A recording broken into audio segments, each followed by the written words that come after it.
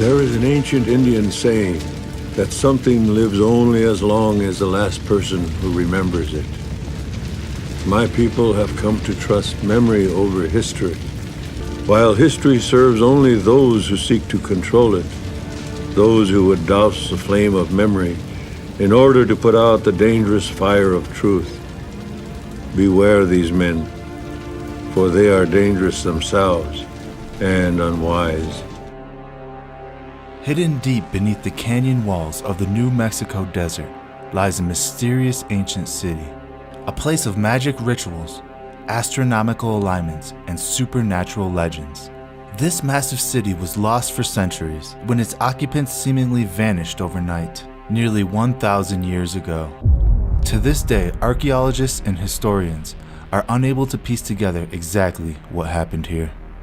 So we traveled into the ruins, looking for any clues that will help us understand the true history of the canyon. What we soon would discover is a history far more shocking than anyone can believe. So join us for a unique look into Chaco Canyon, home of the Ancient Ones.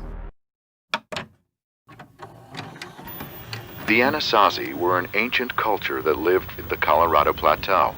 No one knows why they built their fortified cities, but we do know that their entire civilization ended suddenly when they abandoned their homes. Some have speculated that the nature spirits worshipped by the Anasazi became destructive demons when the community ceased to maintain their sacred laws.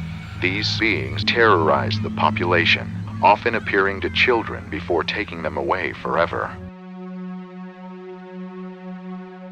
The ancient Anasazi people had superior knowledge of mathematics, astronomy, ritual magic, and some claim they also possessed supernatural abilities.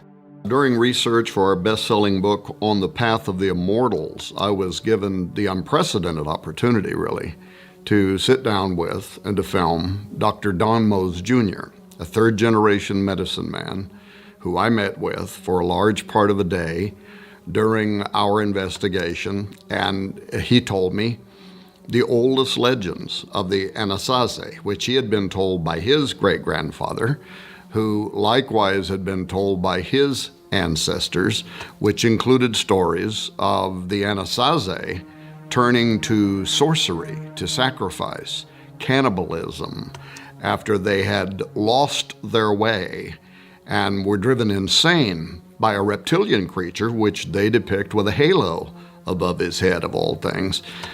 Images of that being are, by the way, included in the petroglyphs. And I believe that they likely attest to the fallen reptile or reptiles of biblical fame, which also misled humanity. He began drawing in the sand on the floor and reciting the first part of the story of the ancient Anasazi and how it had been repeated to him by his father and grandfather, who had also been told by their ancestors and so on, a legend that Dr. Mose alone had undoubtedly repeated hundreds of times before at the Navajo school. Now, since it was obvious to us that this Navajo historian was really indifferent to our camera and our recording plans, and in fact I could tell he was really uncomfortable with us putting him on film, but thankfully he let us proceed nevertheless. But I sat there and listened respectfully as he proceeded for nearly 2 hours to describe to this white man what's only ever been allowed a few times in history before, and that is the legendary stories of creation, of giants, of a great flood, of a reptilian deceiver, all from the voice of the nation's top medicine man. Dr. Mose even sang to us in the antiquated tongue of what I would call Old Testament history, paralleled in their earliest antiquity using the Navajo language. For centuries, tribal elders have been telling stories of unbelievable supernatural events that occurred in the canyon. Events so shocking, the Ancient Ones carved pictures depicting these events into the canyon walls as a semi-permanent record of what happened here. The 15-mile-long canyon is home to over a dozen large complexes. The largest, named Pueblo Bonito, has over 800 rooms and sections that were over 5 stories tall. Tucked away on a cliff face hidden behind Pueblo Bonito, lies one of the canyon's most telling secrets. 3 feet carved into the mountainside with 6 toes each. Are these 6-toed carvings showing the feet of a Nephilim giant depicted in the Bible? From the Book of Chronicles, chapter 20, verse 6, quote, "And yet again there was war with Gath, where was a man of great stature, whose fingers and toes were 24, 6 on each hand and 6 on each foot, and he was also the son of a giant."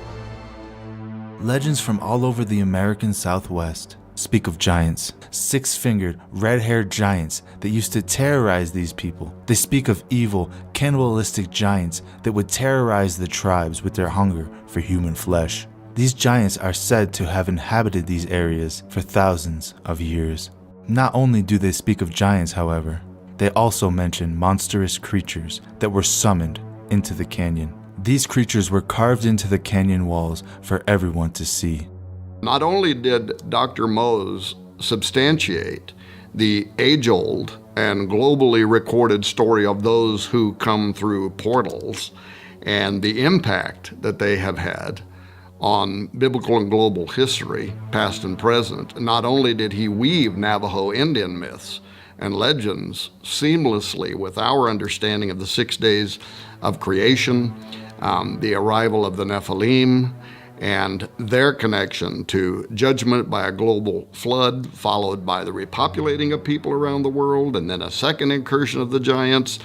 But there were several instances in which, when I pushed Dr. Mose for greater detail, he would go off script, actually delineating from the official Navajo storyline to provide greater consistency between history and the way the Bible itself recorded certain events. For example, as Mose was following the official storyline, the one that you would get from the Parks Department in the 4 corners of the U.S., about how the Anasazi didn't disappear, but rather they slowly migrated out of the area and became the modern Pueblo Indians, I expressed doubts to Dr. Mose about that story. And he responded by grinning just a little bit and saying, "Well, I probably shouldn't tell you this, but," and then he proceeded to tell us the older stories that his grandfather had repeated about these mysterious people actually disappearing after they came under mind control from a reptile with a halo, this carnivorous creature, suspiciously similar to what I later described in the Path of the Immortals book as fiery seraphim, which comes from the Hebrew seraph, the Hebrew Old Testament fiery serpent. All throughout Chaco Canyon are these massive circular structures called kivas. The kivas are perfect circles that are built into the earth for the purpose of magic rituals, ceremonies, and religious practices. They were used extensively by the Anasazi, who, according to their own verbal history, used the kivas to summon monstrous creatures into this dimension. Now, another case in point is when I told Dr. Mose what we had learned from the Apache about cannibalistic giants and then God destroying them in a flood. And he looks right into the camera and he says, "Oh, yes." And then he reaches over and he picks up this illustrated book that he had authored that's used in the Navajo Nation schools and libraries. And he opened to show us an artist depiction of a giant that had stood between 30 and 40 feet tall. And then he starts saying there was this time when the earth was infested with such great giants and alien gods that came down and destroyed and ate the people. Some of them were in human form. Others, he said, were monsters like human-animal hybrids, which I think the Old Testament also describes. And then he followed that story with the famous Navajo legend of the White Shell Woman, who gave birth to 2 of the most important characters in Navajo mythology, the twin miracle-performing sons, one of whose names literally translates slayer of alien gods, and his twin brother. And together, those two great warriors, killed many of the giants, hybrids, and the monsters that were destroying mankind. As Dr. Mose described these ancient tales, I couldn't help but think of David killing Goliath, and then later other giants with his mighty men. Then there was a point where Mose paused, and he said, when the Christian missionaries first came to America and told our people their stories of the giants and the great flood, he said, we smiled and let them know that we already knew these stories, that they had been told to us long ago by our own ancestors. We know that the ancient ones used petroglyphs in order to document their history and events that happened to them. Petroglyphs like this, the spiral. The spiral is found over and over again in almost every ancient culture worldwide. The spiral symbol can be found from the jungles of Peru to the frozen tundras of Siberia. The spiral can be seen as a symbol of a portal, an interdimensional portal used by entities as a transport between worlds. This is evident by the petroglyphs and the stories they tell. Now, let's take a look at some of the petroglyphs we found during our exploration of Chaco Canyon. What we see here are depictions of supernatural creatures coming directly out of the spiral and manifesting themselves in our reality. Over and over again, we see the same imagery carved into the walls. Literal monsters emerging from these spirals, and oftentimes you can see they are still connected to the spiral, and other times they're standing right next to it. You also see images of humans getting sucked into the spiral upside down, and on the other side emerges a monster. This is a common theme throughout the canyon, and these depictions can be found at numerous petroglyph sites in Chaco Canyon, and they all seem to be telling us the same exact story. During our investigation of the canyon, we came across several interesting petroglyphs, depictions of monsters, dragons, gray aliens, and weird-looking beings. But I never found what I was looking for. We searched the entire park for the 6-toed footprints of the Nephilim giants. These footprints have been documented numerous times by mainstream publications, yet they're nowhere to be found. I started to wonder, maybe they're hiding the footprints. So I decided to stop a park ranger and ask him. The conversation went a little bit like this.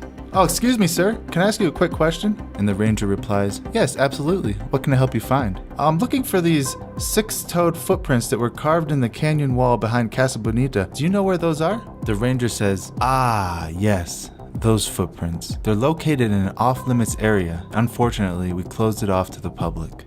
Closed to the public. Makes you wonder what else they have closed off to the public. And as we were about to leave the park, we decided to go and watch the 30-minute video inside the visitor center. And what we saw was shocking. They showed us petroglyphs from inside the park like no other we have ever seen. Perfectly clear images of interdimensional beings with pyramids stacked on top of their head. We walked through the entire park and did not see these petroglyphs. So it made me wonder, where are these petroglyphs and what else are they hiding from us? In 1999, an anthropologist working for the University of Utah published a book entitled Man-Corn: Cannibalism and Violence in the Prehistoric American Southwest. The term man-corn is the literal translation of the Aztec word tiactalui, which refers to a, quote, sacred meal of sacrificed human meat cooked with corn.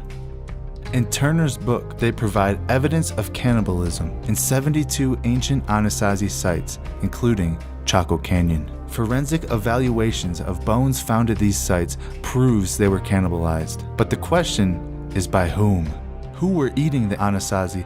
After the collapse of Chaco Canyon, around 1150 AD, the remaining members of the Anasazi spread out and separated. They moved deep into remote canyons and started building their new dwellings high up on cliff faces or on highly fortified mesas. To archaeologists, it's as if the Anasazi were overtaken by some strange paranoia, hiding from some terrible enemy, but no matter how hard they looked, no enemy was found. Or was it? And keeping in mind that these legends materialized globally at approximately the same time, it's more likely than not, in my opinion, that the universal story agrees with the record of every major culture of the ancient world in which the astonishingly consistent story is told of gods that descended from heaven and or came through spiral vortices to materialize in bodies of flesh. From Rome to Greece, and before that to Egypt, Persia, Assyria, Babylonia, Sumer, the earliest records of civilization tell of the era when powerful beings known to the Hebrews as watchers, and in the book of Genesis as the B'nai Ha-Elohim, the sons of God, mingled themselves with humans, giving birth to part celestial, part terrestrial hybrids known as Nephilim. The Bible says this happened when men began to increase on earth and daughters were born to them, when the sons of God saw the women's beauty, and they took wives from among them to sire their unusual offspring. I believe a record of this first incursion of hybrid humans and six-toed giants is recorded in Genesis 6:4, when it says there were giants in the earth in those days.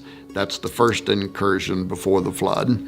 And also after that, that is after the flood, the second incursion, when the sons of God came in unto the daughters of men, and they bare children to them. The same became mighty men which were of old, men of renown.